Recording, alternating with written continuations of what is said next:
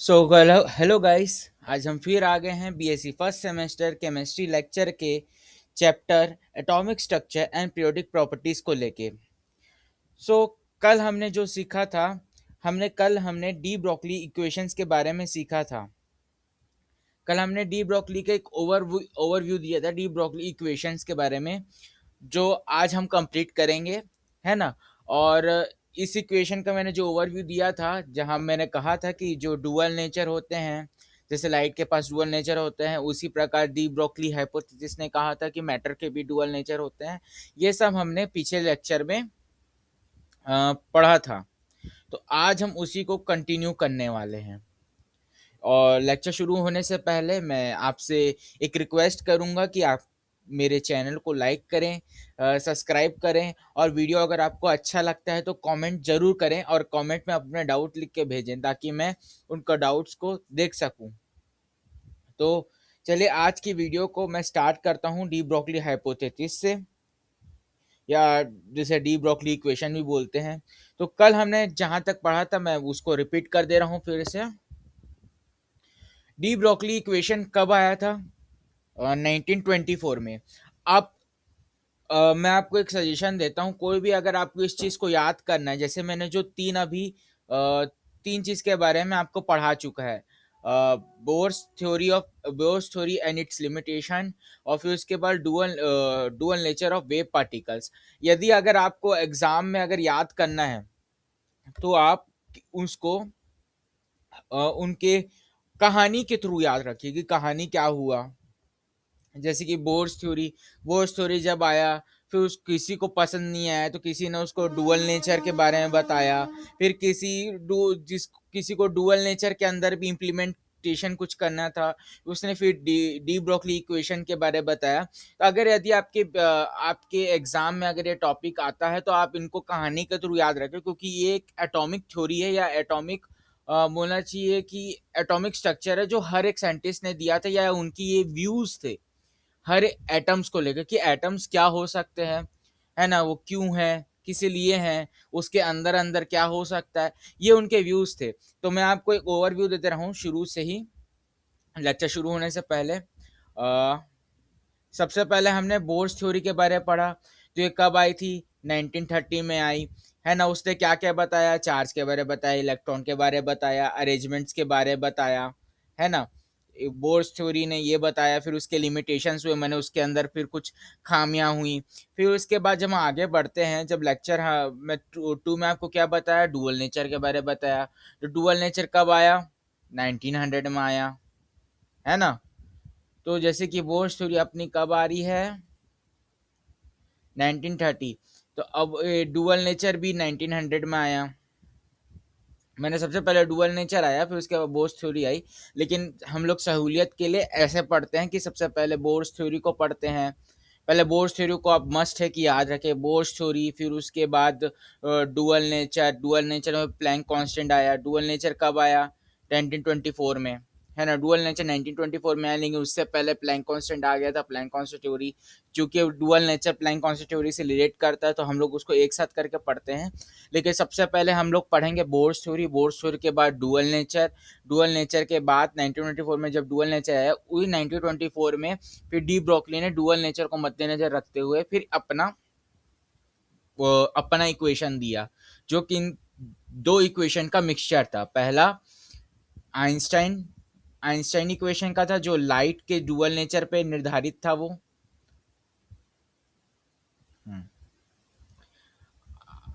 Einstein equation था जो light के डुअल नेचर के ऊपर था वो। फिर उसके बाद जब लाइट आइंस्टाइन ने लाइट का डुअल नेचर किया तो लुइस डी ब्रोकली जो था, उसने मैटर का डुअल नेचर दिया। मैटर का डुअल नेचर दिया। क्या आइंस्टाइन ने लाइट का दिया और डी ब्रोकली ने डुअल नेचर किसका दिया? मैटर का दिया। दोनों का जो हाइपोथेसिस थे, या फिर जो दोनों की थ्योरी थी, एक चीज पे डिपेंड करती थी। अगर डुअल एनर्जी किसी के पास है तो उसके पास दो चीज है, या तो पहला वेव है और दूसरा पार्टिकल है। क्लियर? तो ये दो चीज थी कि जो दोनों की हाइपोथेसिस या फिर दोनों की थ्योरी में सेम थी। कि जैसे कि आइंस्टाइन के पास लाइट क्या था, लाइट ने उसने क्या दिया? E equals to mc square. और वहीं पर जो डी ब्रोगली हाइपोथेसिस ने क्या किया, फिर उसके बाद लाइट जो, अब यहाँ पर पार्टिकल का आ रहा है, पार्टिकल का ई इक्वल्स टू, अब अगर वेव आ रहा है तो वी एच बाई वी, ये इक्वेशन दिया, वेव आया तो इसमें लैम्डा को ले लिया, वेव लेंथ को, जब डुअल नेचर पार्टिकल हुए। तो ऐसे ऐसे हाइपोथेसिस हुई, है ना। अब जैसे कि यहाँ पे देख सकते हैं, according to de Broglie wavelength of a matter है wave of a particle of mass M and moving velocity we.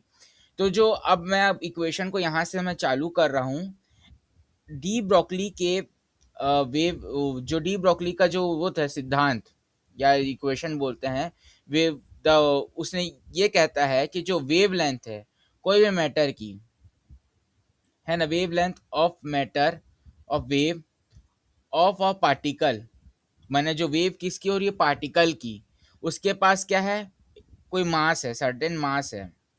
इसको मैं रेड कलर से कर देता हूँ, कोई सर्टेन मास है, ठीक है ना।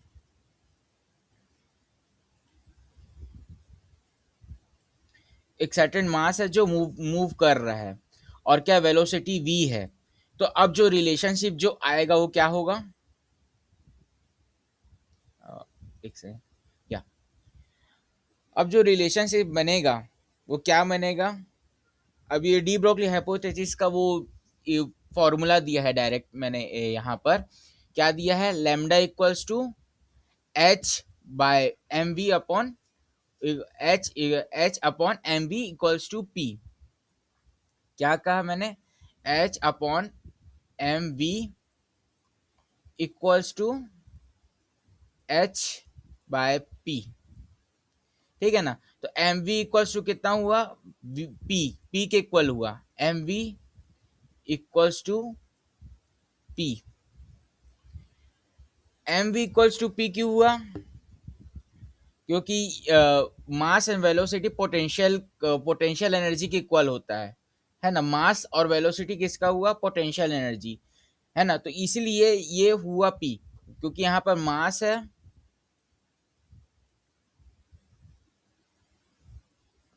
और वेलोसिटी है।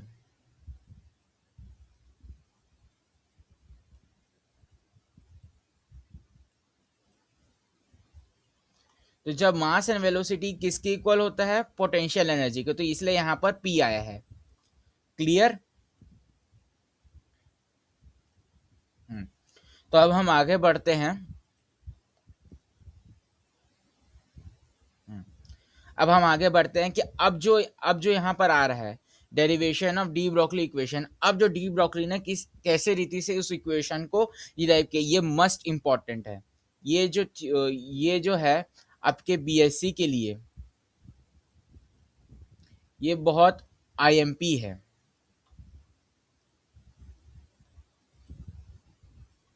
ये बहुत आईएमपी है डेरिवेशन।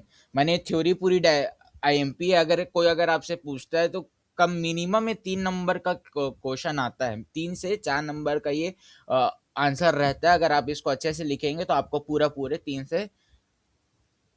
से 4 नंबर तो देगा चेकर। सो आगे बढ़ते हैं इक्वेशन में। तो डी डेरिवेशन क्या हुआ, तो हम लोग पहले देखते हैं। D Broglie equation can be derive form by planks law and Einstein equation. D broccoli दो इक्वेशन से डिराइव किया गया है, प्लैंक क्वांटम लॉ या जिसे प्लैंक लॉ बोलते हैं, जो E equals to H by V है, इससे डिराइव किया गया है। और जो आइंस्टाइन का मास एनर्जी रिलेशनशिप है, जो इक्वल्स टू क्या है E equals to M C square. ये दो चीज से डिराइव किया गया है डी ब्रोकली इक्वेशन। सबसे पहले आइंस्टाइन मास रिलेशनशिप थ्योरी, जो E equals to M C square है ना। फिर उसके बाद प्लैंक क्वांटम थ्योरी, जो E equals to H by V है। दो थ्योरी से डिराइव किया गया है इस इक्वेशन को। ओके, तो अब यदि अगर हम आइंस्टाइन इक्वेशन को इक्वेशन नंबर 1 मान लें, है ना, हाँ, यदि हम आइंस्टाइन के जो E equals to M C square है, अगर हम लोग इसको E equals to M C square को इक्वेशन नंबर 1, और प्लैंक लॉ की जो थ्योरी है E equals to H by V, H by V या एच मल्टीप्लाई वी, इसको हम लोग इक्वेशन नंबर 2 मान लें। जब हम लोग दोनों चीज को कंबाइन करेंगे, E तो दोनों में कॉमन आ गया, तो अब इक्वल्स टू में ये M C square equals to H by V को कंबाइन करें, तो जो V है, यहाँ जो हमारा V है वो किसके इक्वल है?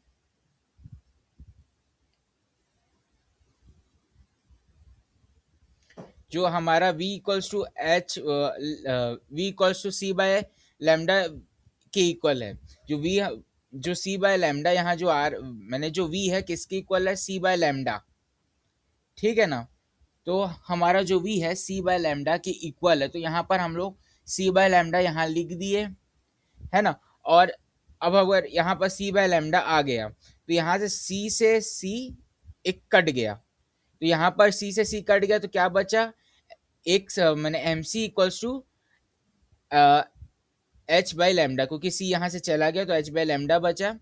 अब चूंकि हमको लैम्डा की वैल्यू निकालनी है, मैंने हमें किसकी वैल्यू निकालनी है? कोई भी वेव है, वेव लेंथ की वैल्यू निकालनी है।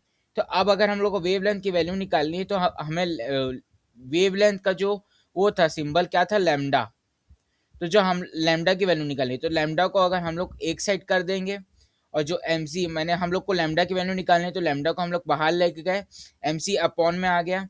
तो एम सी अब किसके इक्वल हो गया? यहाँ पर एम सी किसके इक्वल था? मास और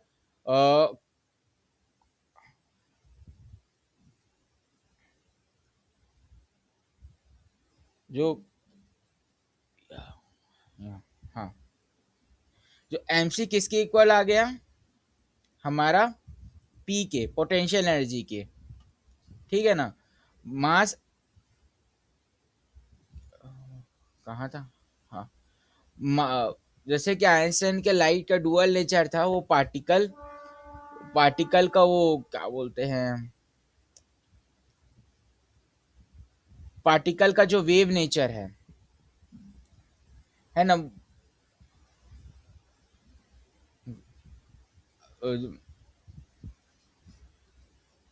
मास और उसकी इक्वल आ गया। जो जो एमसी है वो किसके इक्वल आ गया? पी के, या जो आइंस्टाइन की इक्वेशन थे वो यहाँ पर एमसी इक्वल पी आ गया, तो यहाँ पर क्या आ गया हमारा? एच बाय पी, क्योंकि यहाँ पर जो वेलोसिटी थी वो सी के इक्वल थी, है ना। तो यहाँ पर आ गया M C equals to P आ गया, तो जिससे इक्वेशन बन गया lambda equals to H by P. तो एक बार मैं अगर इसको समराइज कर दूं कि अगर हमको प्लैंक कांस्टेंट थ्योरी को मैंने जो डी ब्रोगली इक्वेशन को समझना है, तो हमें सबसे पहले प्लैंक लॉ को समझना पड़ता है और आइंस्टाइन की इक्वेशन को समझना पड़ता है। जब हम लोग दोनों की इक्वेशन को पुट करते हैं और जब हम लोग डिराइव करते हैं, एक बार मैं अच्छे से पूरा सब चीज को मिटा दे रहा हूँ ताकि आपको अच्छे से दिखे। आ, या